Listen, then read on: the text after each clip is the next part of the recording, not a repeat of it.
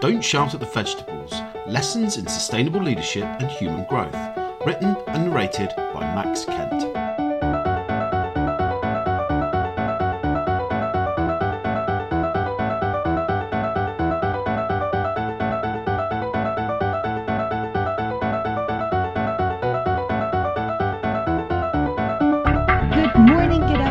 Good evening, everyone. Thank you once again for joining in to our Series 9, our episode number 2. And today's a really special episode. We are actually still continuing to celebrate the launch of Max's first book. And at first glance, the title really feels very playful, but I have to say it carries that powerful message about leadership and growth. And I'm so glad, Max, that we get to do this together. And now I can call you the author of Don't Shout at the Vegetables.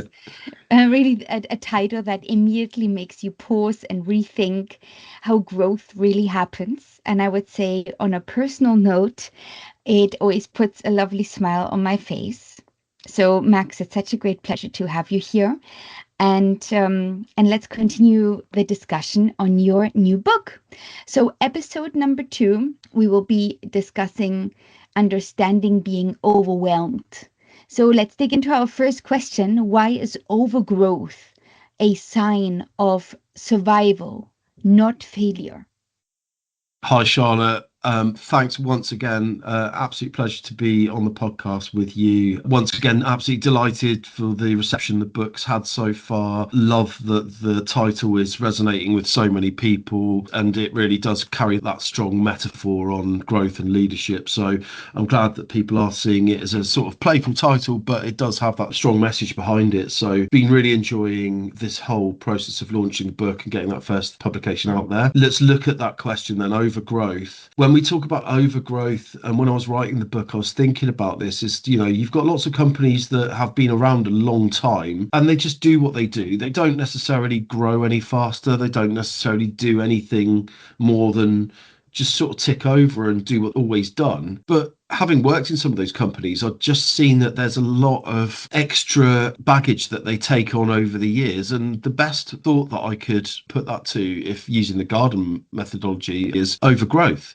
So overgrowth is what happens when a system actually does its best to survive without any guidance. It just carries on growing in all different directions with no real control. Uncontrolled growth in a garden, plants just spread into any available space. And in life, in organizations, meetings, responsibilities, expectations do the same. It's not a sign that you're lazy or that you're disorganized. It's just proof that things have been left unmanaged while you dealt with other things that were going on, other fires.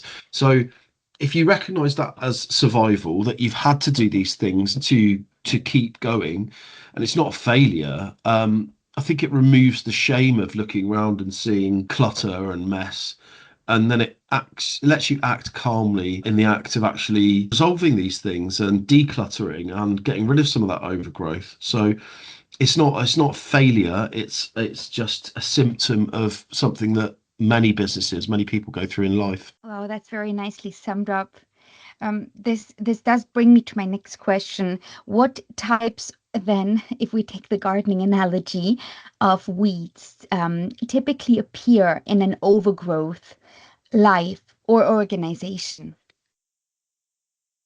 So if we using the analogy of the garden, weeds then can be unnecessary responsibilities, outdated projects, even unhelpful habits, other people's expectations that have rooted themselves in your calendar. Also, there's emotional weeds. There's stories that you tell yourself about things that you must do that actually no longer match the reality of the situation you're in. We all pick up these things over time. They're things that we just do, that we just have as part of our lives, that we don't necessarily question all the time. And then over the time, these things choke the things that actually do matter.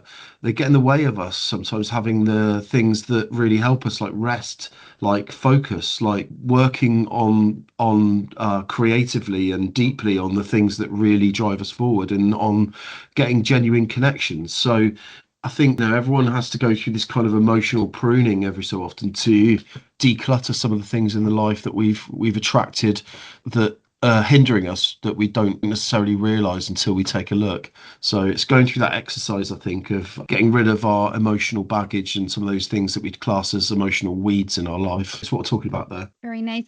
And how does living in alert mode really change leadership behavior, in your opinion? I can't quite remember the Chinese proverb here, but it's something like if you drive a car with your foot to the floor all the time, that car will brake faster than one where you've used the brake as well. So this is the same thing. If you have lived, and I know many leaders, many managers, many people in high pressure job roles who've lived in this constant state of alert, constant state of stress and adrenaline, where they're almost in this state where their brain is always scanning for the next problem. What's going to go wrong? What's the next thing that's I need to fix? Leaders in that state become reactive. They become very transactional, very short term. Even if they say they're strategic, even if they say they understand the bigger picture and their intentions are strategic, what their actions will actually display is that they're only able to work on short term reactive projects and decisions. So if you notice this in yourself, you might just notice that you're constantly checking your emails and that you're just jumping between tasks, but you're never able to actually stay present in conversations or focus on anything more complicated. And over time, this erodes trust and creativity because people just sense that you're surviving, not leading. They won't tell you that to your face, but you know you'll just see as a leader that you'll be less and less effective. So it's that whole thing of living in high alert, living on high state of adrenaline. We all have to do it from time to time, but doing it as a constant is not sustainable and really not good for our effectiveness. Yeah, absolutely. I cannot resonate more with it. I'm trying to even visualize it, how it affects me, in my daily job and in my interaction with my teams, and also the habits that I start developing, this checking mails, jumping between tasks. And that's why it's just so important to realize when that is happening, and that you take things step by step, make a priority list, to-do list, and just go back one time and start again and think Yeah. it through. Um, in your opinion, why does micro order then create emotional relief? You can test this out in your own house actually, just by tidying the house, doing small things. Um, it doesn't have to necessarily be about work here, but I think if you practice this sort of exercise, this technique, then it will apply to work and you can do it in a way that really does generate results. And all we're talking about here is not multitasking, it's about just choosing one area and working on it until it's totally sorted. So if you've got your kitchen to tidy up, just focus on cleaning your kitchen until your kitchen's tidy. Don't, leave it half done and then go and do something else in another room and leave that half done. You could do it in your house. You could do it with work projects as well, where you have all these half finished projects, loose ends, meetings that don't get resolved without really any actions. Just focus on something getting sorted out to completion. That's so friendly for your brain. Your brain will love the fact that you've actually got something that was a mess that's now been tidied up, sorted, and is there as a tidy piece of your life. And then move on and do it again with the next area. Your nervous system will really thank you for that because it gets that hit of relief for that agency, that sort of decluttering feeling that there isn't this corner or this area of mess that your brain has to kind of think about. Your brain likes being tidy and things being ordered. So by doing it in micro steps, you're not overloading yourself by going, I've got to now fix everything in my life in one go. You're just doing it in small areas and small steps. And each time you do it, you'll get this boost. So I think that works with so many things. Break it down in small chunks and just tackle it one by one. But by doing it in terms of decluttering and actually ordering areas of your life, you'll find that actually you'll get through and tidy a lot of those areas in a much faster and more coherent way than you would if you tried to do it all in one go. Yeah, Max, and also slicing that elephant into That's into it. small pieces. I think that's it. But I like your analogy more about being in the house. And in your opinion, how do leaders then distinguish between necessary pruning and unnecessary pressure? Okay, so you've got to kind of look inwards on this one and look at yourself and understand in yourself what is no longer serving your current season. So when we talk about seasons in the book, think about how a garden works again. If it's winter time, don't expect massive growth.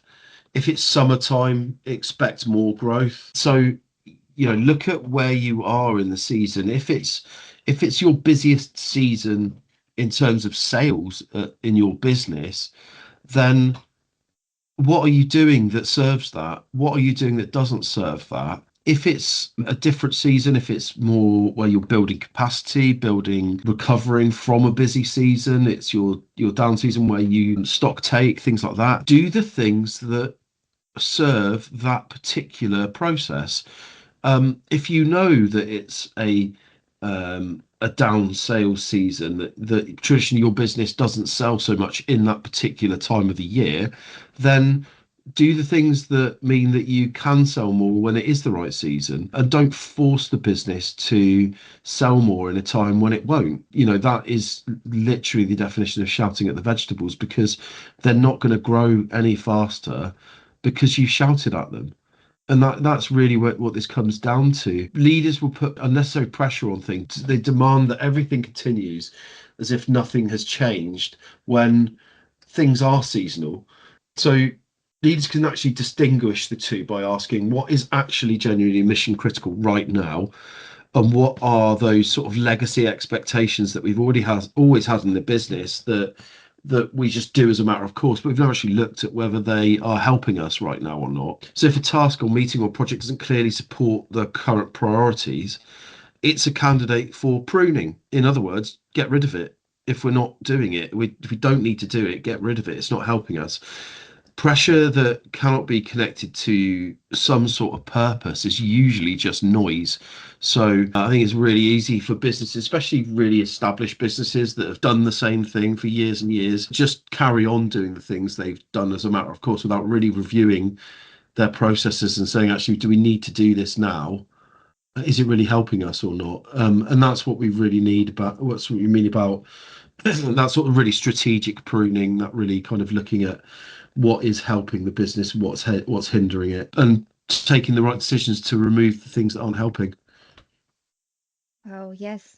And my final question, what does the house as a mirror metaphor teach us about environment? Again, if you go back to the analogy I used a minute ago about going around tidying patches of the house one by one, again, this comes back to your environment really reflects your internal state. I think when you've got a really messy environment, when every surface is covered, you've got every table, every surface in your house with stuff all over it, I think that can usually really reflect that your cognitive and emotional load is equally just as full. I mean, obviously you're not going to tidy the whole house overnight, that's not realistic, but tending to one area, one room, even one table, that is a powerful declaration that you're moving from chaos towards self-care, that you actually care about making a difference to your own environment.